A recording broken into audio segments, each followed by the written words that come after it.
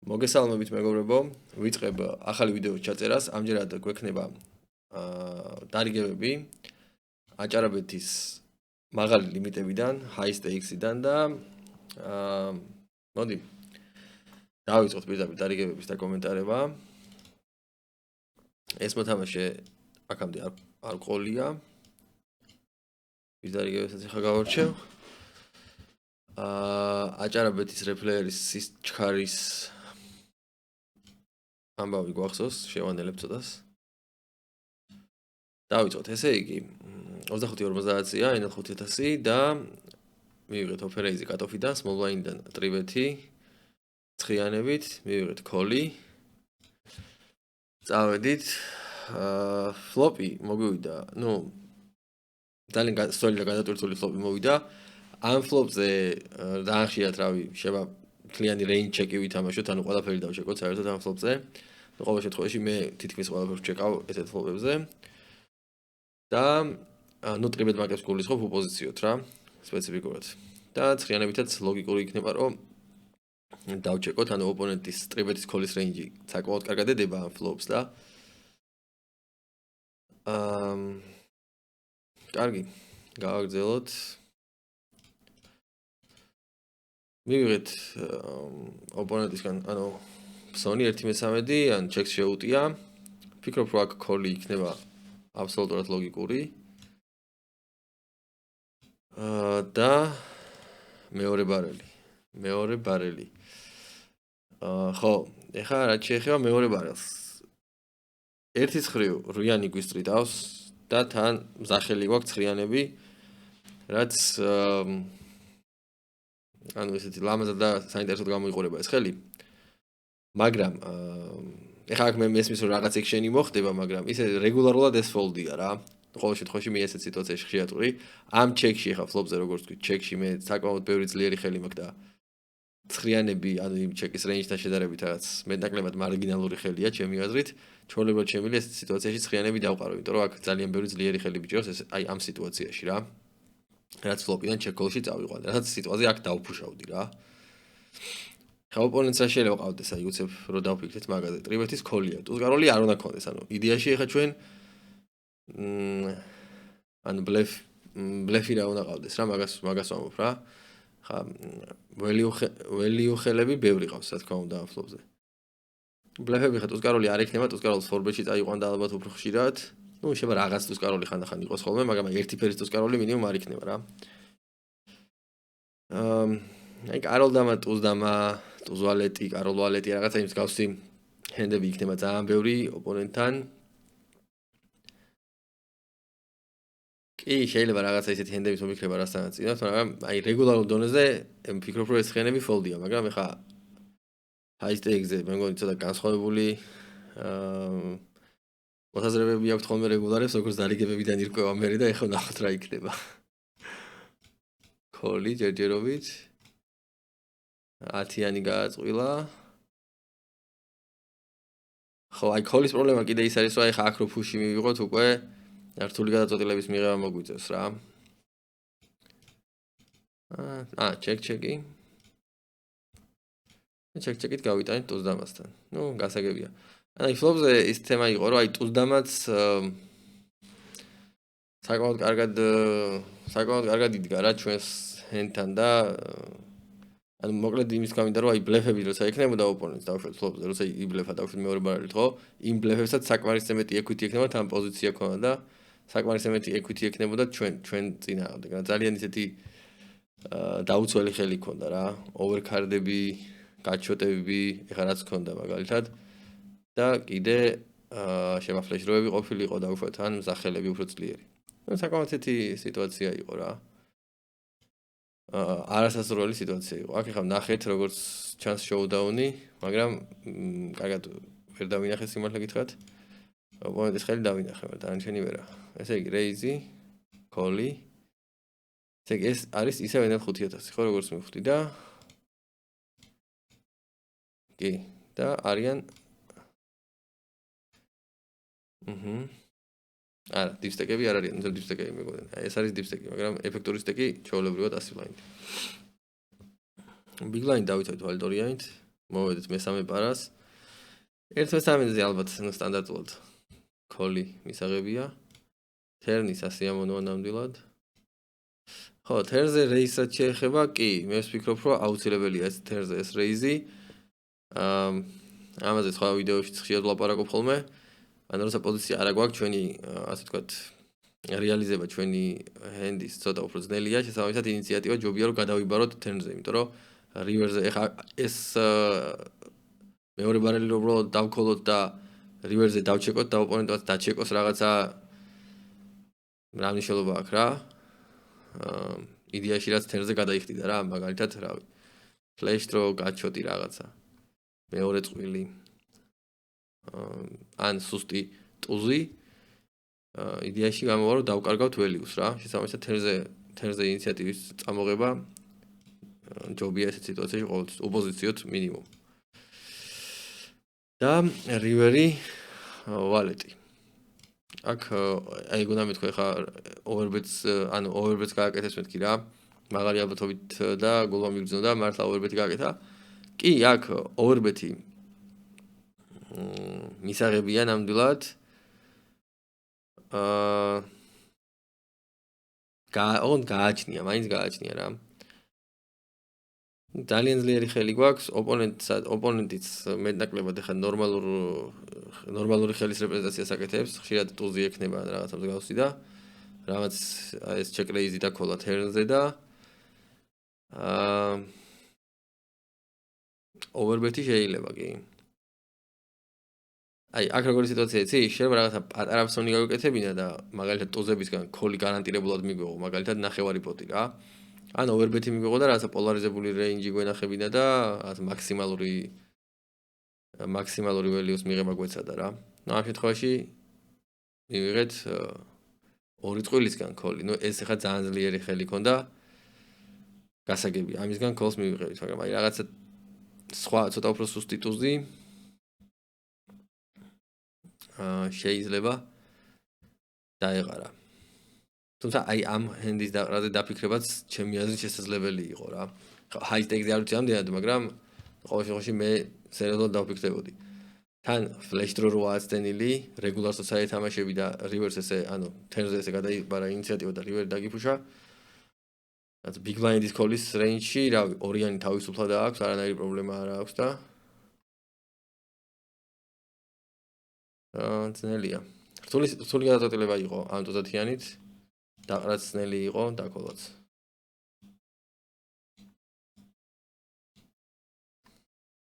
ესე იგი, ეს მესამე დარიგება.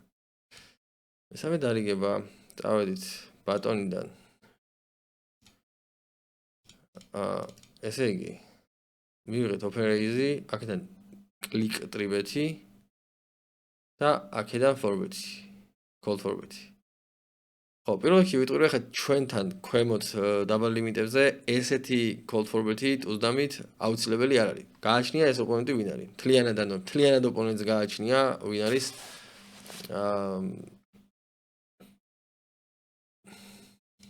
ასე რომ აი უკვე ძალიან ოპონენტზე დამოკიდებული სიტუაცია არის რა. მაგრამ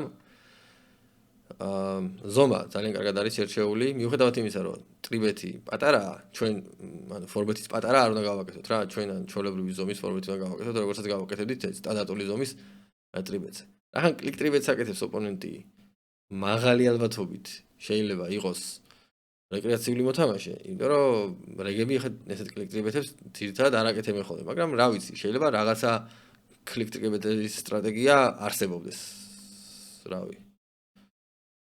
ყოველ შემთხვევაში მე დიდად არ შემხედრია ხოლმე. აი ტურნირებზე შემხედრია რა თქმა უნდა, სადაც რაღაცა მიკრო პოკერი და პატარა სტეკები და რაღაცა. აი ეს კეიშე ჩოლები და 100 ბლაინდის სიღრმეში, ნუ არა მგონია. კარგი, აბა გავაგრძელოთ ახლა. მივიღეთ call-ი, ჩეკი. ძალიან საშინელი ფლოპია. პრინციპში თუ იმის გათვალისწინებით თუ რეკრეაციულ მოთამაშეს ვეთამაშებით. აგრესიის გაგრძელებას ალბათ ყველა ვარიანტში აქვს აზრი, თან ესეთი ტუზყვავი გვაქვს რაღაცა ძლიერი ვექტორი გვაქვს და თან ის თემაა, რომ ოპონენტი ძალიან ბევრი თრეში ექნება, ალბათ ამ სიტუაციაში რაღაცა ნახატი კარტის სახით რა. რაღაც კაროლათიანი, კაროლციანი რაღაცა მსგავსი რაღაცები და აქვე რო პოტი წავიღოთ, რავი, კარგი იქნებოდა რა და სავარაუდოდ ფლოპზე გასვლა, მაგიტომ ალბათ სწორია რა. მე თენზე უკვე მეორე ბარელის გაკეთებას დიდი აზრი, მართლა აღარ ქონდა ჩემი აზრით, იმიტომ რომ ორი ფლეშ დროიდო და თან რამაც ფლოპზე არ დაყარა, იდეაში ბლანკზე სავარაუდოდ არ დაყრიდა. თან ნუ ბლანკზე რა გაგებით, მეორე ფლეში რო წავიდა, მაგრამ ნუ მაინც რა, დიდად არაფერი არ შეიცვალა. ოპონენტი გამოდის რივერზე უკვე ჩვენ ჩეკის წინააღმდეგ 1-13 და ჩვენ დავყარეთ, ხო? აქ ხო, რავი, ხო, რავი, ჩვეულებრივად კი შეიძლება და დავუშვათ რაღაცა ესე დროს გვეფიქრა რაღაცა ფლეშ დრო 10 და ორი ფლეშ დრო 10 და შეიძლება ეს აიძე დაკოლო და დავუშვათ ბლეფის დაჭერა, მაგრამ ხო, მან უკვე ძალიან სიტუაციურია რა ყველაფერი რა. ეგეთი გამოთქმა არსებობს, რომ როცა ძალიან ბევრი მონოდინე ხელი აცდა, როგორც წესი ოპონენტის ფსონში, ეგ მონოდინე ხელები არ არის. მაგრამ ნუ რეკრეაციულ მოთამაშეებთან როგორც წესი არის ხოლმე და ხშირად არის ხოლმე. მაგრამ ნუ მაინც ხო რა. სტანდარტი იყო ალბათ აქ დაფოლდვა, აბსოლუტურად. თუმცა რაღაცნაირად მაინც რომ მოგინდება დაკოლა თან საიზინგსაც ისეც რომ გაძლევს ოპონენტი, რომ კარგ შანსებს გაძლევს ქოლისთვის, რაღაცა 4 შემთხვევაში ერთხელ რომ მოიგო, საკმარისი როა იმისთვის, რომ 0-ში დაკოლო ან პლუსში და ისეთი თემაა, რომ მაგ დროს რაღაც შემოწა გაგიწიოს გულმა რა დაკოლვისკენ რა, მაგრამ ძალიან სიტუაციურია რა. ოპონენტს ასე ვთქვათ, ოპონენტზე ინფორმაციით უფრო წდება. საერთოდ რივერი ისეთი ქუჩაა, რაც უფრო სიტუაციურად და უფრო ინფორმაციით წდება ხოლმე ძალიან დიდწილად, ვიდრე დავუშვათ რაღაცა წინასწარ ჩაფიქრებული, რაღაცა solver-ის მოწოდებული სტრატეგიით. წავიდა, ესე იგი ბიგლაინზე დავატრიბეთეთ.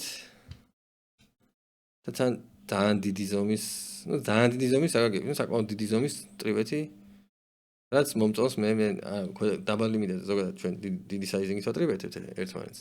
უპოზიციოთაც 12 ბლაინდი მაგალითად სტანდარტია, როგორც ჩანს, აქაც მოსულა ესეთი საიზინგები. ესე იგი ფლოპი ორხრივ ისასწრიდა დაგვეცა, რავი, აგრესიის მიღწევა თავისუფლად შეიძლება ესეთ ფლოპზე. თუნდაც 2-13 კოლი. რივერზე რაღაცა შოუდაუნ ველიუ დავიჭირეთ და მეორე ბარელი. ნუ ვერ ვთქვი რომ არ შეიძლებოდა მეთქი რა. შეიძლებოდა რატომაც არა, რა ვიცი. მაგრამ ჩეკსაც არ აუშავდა რა.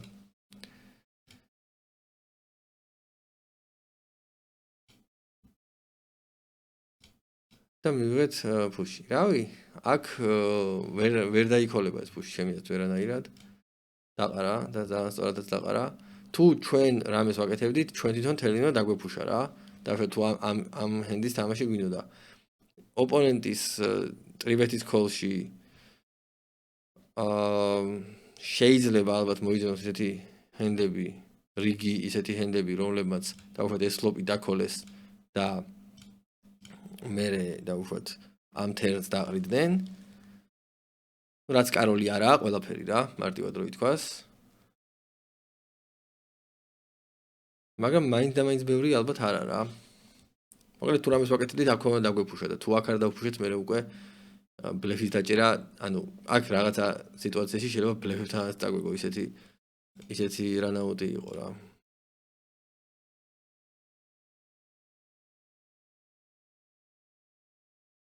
ნუ ყოველ შემთხვევაში რავი, ალბათ ფოლდი აბსოლუტურად სწორი იყო.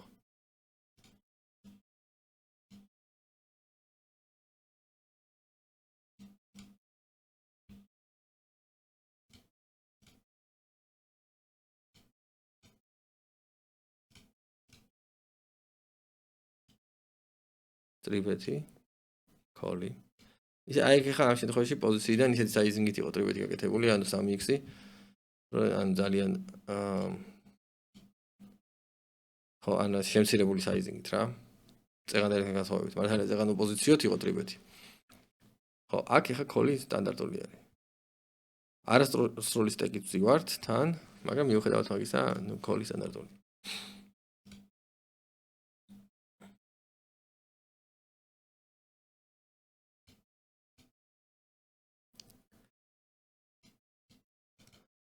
ამ ფლოპზე, რავი, ტუზვალეტი ძალიან ხშირად ძალიან კარგად დგას, რა თქმა უნდა. თერნი ვალეტი, შვენიერი, ქოლი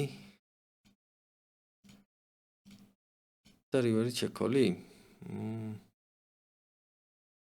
ხო, რავი. მოდი ამ რაღა დავუყუროთ. 4-5-იანი. კი, კარგად არის. ნახოთ გათამაშებული. მე სიმართლე ვთქვა, თერზე ცოტა ფუშისკენ წამივიდა რა ფიქრი. მეთქი თერზე ვალეთს რომ მოვედეთ, მეთქი ოპონენტი კიდე გამოდის და აქ რომ დავუფუშოთ მეთქი რა. მაგრამ პრინციპში რას უნდა დავუფუშო, იმიტომ რომ არ იქნებოდა სწორი ფუში არანაირად. ეხა უცებ დავფიქრდი მაგაზე, იმიტომ რომ ოპონენტს ან რაღაც ყავს ჩვენზე ძლიერი, ან ვალეთზე ძლიერი და ან არა და ან ფუშს არ გადაიხდის რა სავარაუდოდ. ასე რომ რაღაც მომნოდინე ხელები დიდად აქ არ იკითხება, რომ დავუფუშო რაღაცას რა.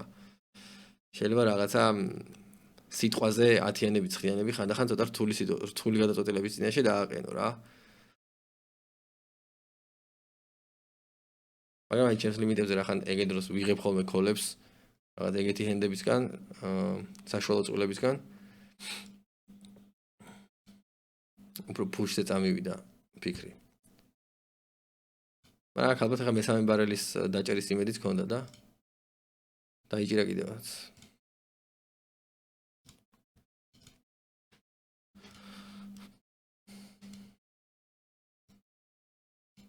აბა, შემდეგი დარიგება.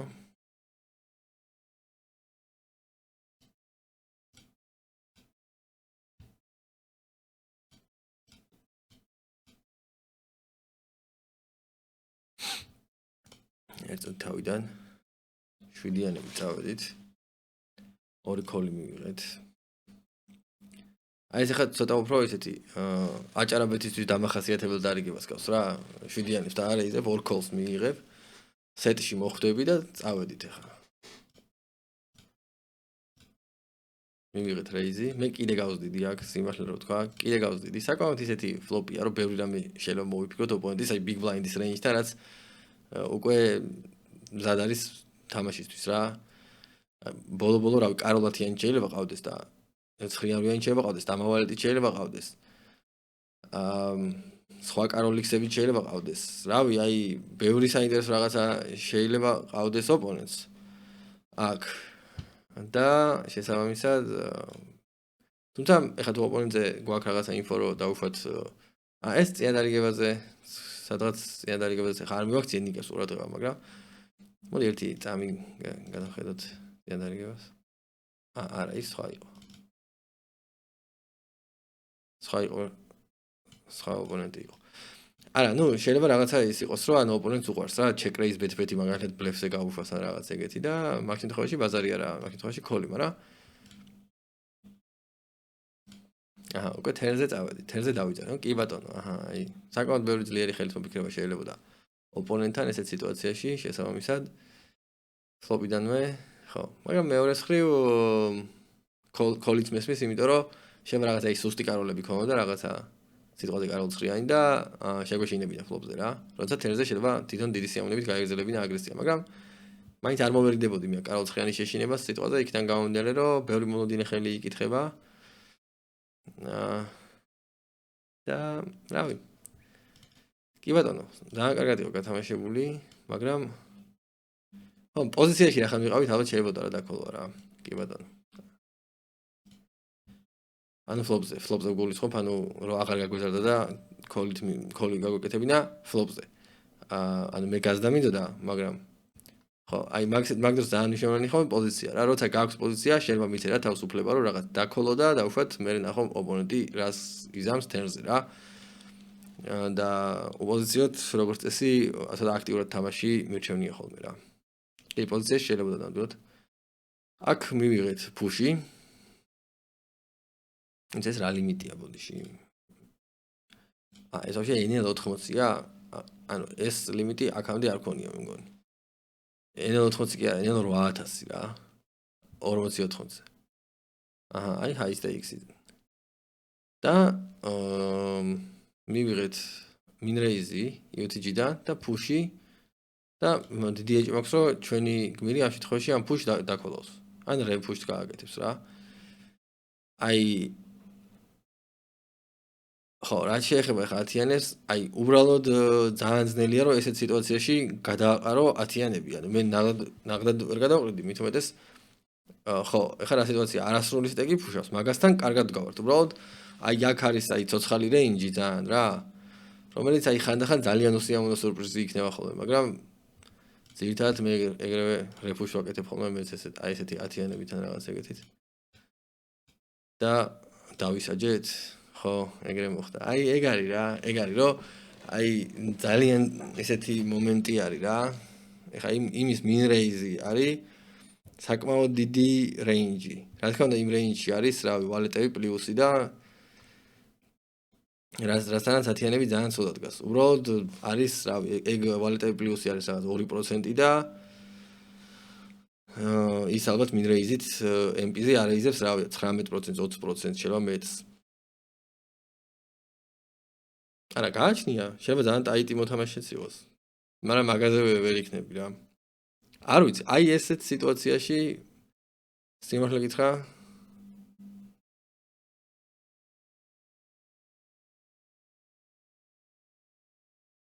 აბა ერთი წამი რაღაც ვცდი რაღაცას შევხედო.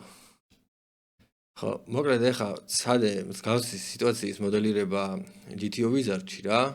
MP-დან დავარეიზებინე. 2.5 ბლაინდი აქ როგორც არის პირდაპირ ნასტროიკა გაკეთებული, ან მსგავსი ის რო გამეკეთებინა რა. და ნუ აქ cut-offs 100 ბლაინდი დავაოლინებინე რა და არა 3 ბლაინდი. ანუ გავაკეთებინე tribet push-ი 100 ბლაინდი და small blind-ზე, ნუ ჩვენ ვართ small blind-ზე. და როგორც ჩანს კი, call-offs ათიანებს ვალეტებს არა. რაღაც ესეთი ოცნაურობები ზოგადად არის ხოლმე.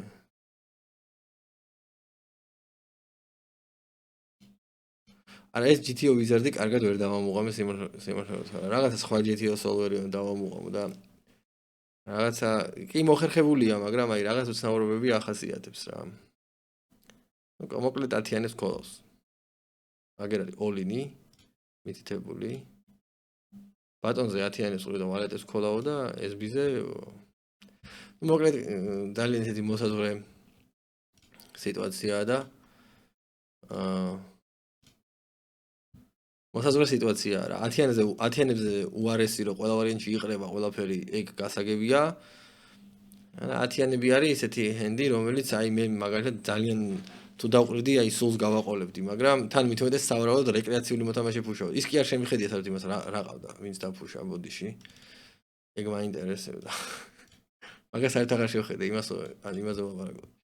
რაღაცა ძალიან ისეთი დარიგებაა, მაგალითად ეს ლიმიტი არის რაღაცა. ხო, ცხრიანები იყო.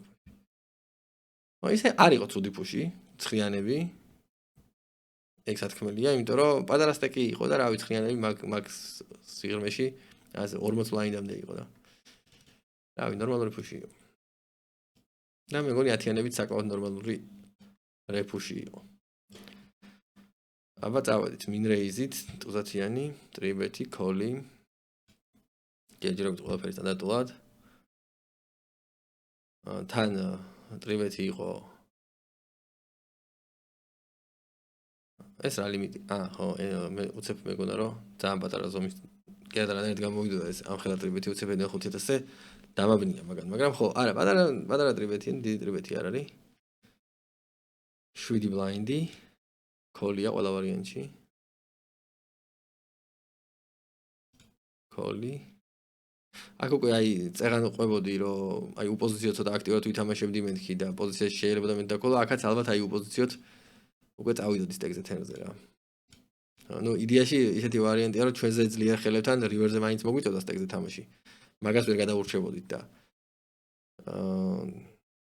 რო არ მიგვეცა დავუშვათ ჩვენზე ცოტა უფრო სუსტი ხელებისთვის, რომლებიც რივერს მაინც დაჩეკავდნენ ანუ ტყუილა რეალიზების საშუალება რაღაცა გაჩოტებისთვის, ფლეშ დროებისთვის, უფრო სუსტი ტუზებისთვის და რაღაცა მსგავსი ჰენდებისთვის რო არ მიგვეცა უბრალოდ რეალიზების საშუალება მე თელზე დაფუშვა მერჩივნა რა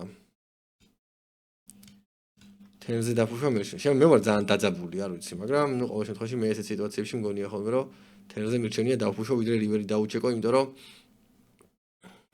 ტყუილა რატო ვანახო რივერი რაღაც ისეთ ჰენდებს რომელიც იდეაში აი პირობითად რო თქვა რაღაცა 7-იანებს რატო უნდა ვანახო რივერი ან 6-იანებს დაუშვათ რომელიც შეიძლება აღარ იბლეფებს აღარ ჩამაჭერს რივერს დაჩეკავს და მაგრამ თუ დაიჭერს თავის აუც კიდე და გადამახდებინებს რა ან გაჩოც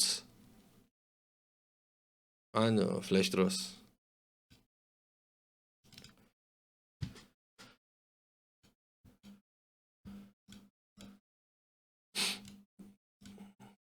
რეიზი კოლი აი აქ მე სკვიზი მომწონს ძალიან კაროლ დამით კაკას კაი სიტუაცია ეს ოპონენტიც ზეღანცხიანები რო დაფუშვა ის არის და რავი სკვიზი მე მგონი კაი ვარიანტი იქნებოდა მინ რეიზით არის თან დაწყებული რაღაც აი თავისუფლად შეიძლებოდა აქ სკვიზი რა აქ კიდე ამ კაროლ დამას მე გადავყვრიდი სიმართლე რო თქვა ეხა აქედან სკვიზი რომ მივიღე 2 კოლი და მეც ვქოლავ აი უბრალოდ ძალიან ხშირად დომინაციის ქვეშ ვიქნები კაროლ დამით დარწმუნებული ვარ რა იქნება ტუზდამები თუ კაროლები რაღაცეები ძალიან ბევრი და ნუ გასაგებია ესეთი ფლოპი სასიამოვნოა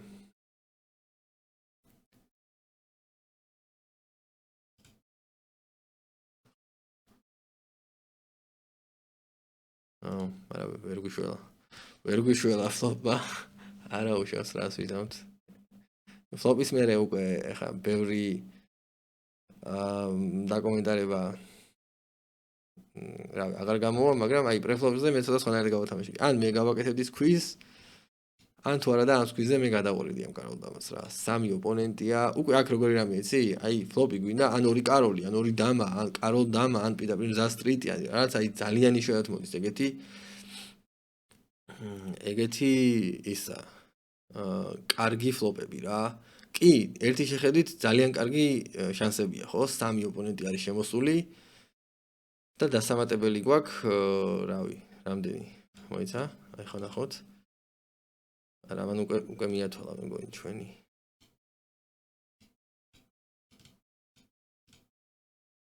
ხო ანუ რაღაც 2200-ში რაღაც 600 რა დაახლოებით ეგრე გვაქვს დასამატებელი რა 2200-ში გვაქვს დასამატებელი 600 რაც ნუ ძალიან ხელს 25% გვაქვს პოტის დასამატებელი მაგრამ აი ხა უცებ შევხედოთ ერთ რაღაცას ხო მოკლედ აქ შევიყვანე ხა ეს ამერ რაღაც ცოტა უსამართლოდ ანგარიშობს ეს შევიყვანე აი ჩვენთან შევიყვანე კაროლ დამა სხვადასხვა ფერის და შევიყვანე სამი რანდომ ხელი რა მაგრამ ეხა ეს სამი რანდომ ხელი ხა თათ რანდომი არ არის რა ანუ ესენი იდეაში ტრიბეთის და ტრიბეთის კოლის რეინჯები არის რა რომელთანაც კაროლ დამა ძალიან კარგად არასოდეს არ იდგება რა მაგრამ ეს არ არის კიდე იმდენად მნიშვნელოვანი ზოგადად მულტიპოტები ანდრეც ახსენებდა ხშირად ლაპარაკობთ ხოლმე მაგაზე რომ მულტიპოტებს ცოტა უნდა მოვერიდოთ რა არ არის მაინდა-მაინც სასიამოვნო მულტიპოტების თამაში მით უმეტეს ისეთი ცოტა ისეთი ჰენდებით როგორც არის კაროლ დამა და აი აქ უბრალოდ მინდა შევხედოთ აი დაახლოებით აი რამდენ პროცენტ შემთხვევებში მოხვდებით რაღაც მაგარ ჰენდებში ნუ ხა ქვაცაც შეეხება ნუ გასაგებია რომ სახსენებელიც არ არის ისე იშვიათად იქნება full house 0.09% შემთხვევებში იქნება flash არ იქნება street იქნება 0.65% შემთხვევებში 9%-იან 9%-ზე ცოტა მეტია შანსი რომ street-ი დავიჭიროთ ტრიფსი 1.95% და აი 2 წყვილი 2%. და აი ყველაფერი ერთად ჯამში რაღაცა გამოვა, სავარაუდოდ 4% და 5%-იც არ გამოვა რა. და ახლობით რა ეს რაღაცა მონსტრებს მოვედოთ და რაც და კიდე თან ის თემა არის, რომ ანუ მონსტრებს როცა მოვედებით ხოლმე, კიდე მერეც რიგ შემთხვევებში მაინც წავაგებთ ხოლმე რა. როგორც ეხა წეგან მოხდა. შესაბამისად რაც არ უნდა ესე გემრიელად ჩანდეს ხოლმე რომ გვაქვს შანსები, ზოგჯერ ეგრე გემრიელადაც არ არის ხოლმე საქმე რა. ხო, ეს იგულისხმება ფლოპის შემთხვევაში და არა სრულად. რა ეხა გადავამოწმე იმით, რომ ეცხრიანები შევიყვანე. გადავამოწმე რომ მართლა ფლოპს ანგარიშობს მეთქი რა, ეს ხრიანები ხო ვიცი რა, რამდენ პროცენტ შემთხვევებში ხდება ხოლმე სეტში და სეტში ანუ 11% შემთხვევებში ხდება 1078, მაგრამ ნუ მაგას full house-ი და კარეც რომ მიმოთავოთ, ან 12% გამოდის შანსი, ამაზე გვილაპარაკეთ ჩვენ ხშირად, მაგრამ მაინც ეს შევამოწმე უბრალოდ რომ თლიანად იმას ხო არ ანგარიშოს, მეთქი უცებეგმა მივიდა, ასეთ მეთქი, ანუ რივერის ჩათვლით ხო არ ანგარიშოს მეთქი რა. რაღაც მე ბევრად წეღანი კაროლ და მის შანსები რა. აი ეს რაღაცა. ხო, ნუ რაც არის რა, რაც არის, ანუ.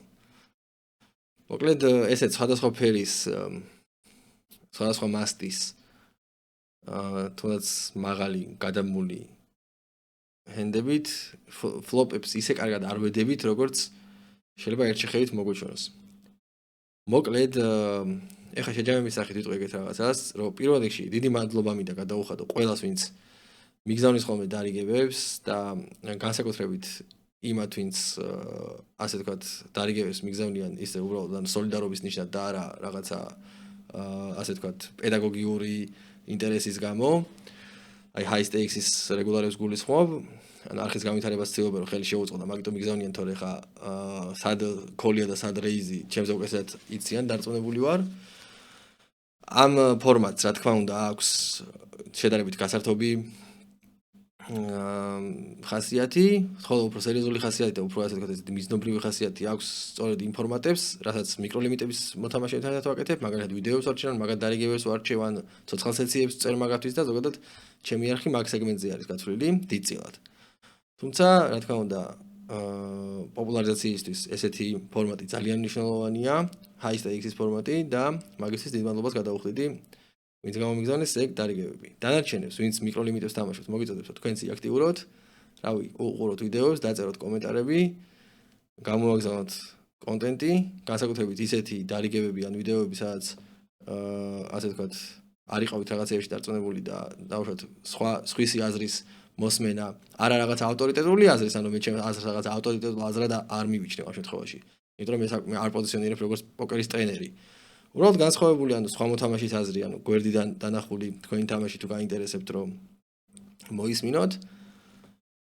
მაგისტრის არის ეს არხი და იაქტიურეთ. საკმაოდ ნორმალური შესაძლებლობაა ჩემი დამწყები მოთამაშეებისთვის და კარგით, აქ დავამთავროთ ეს ვიდეო. შევხვდებით შემდეგ ვიდეოებში და წარმატებებს გისურვებთ მაგიდებთან.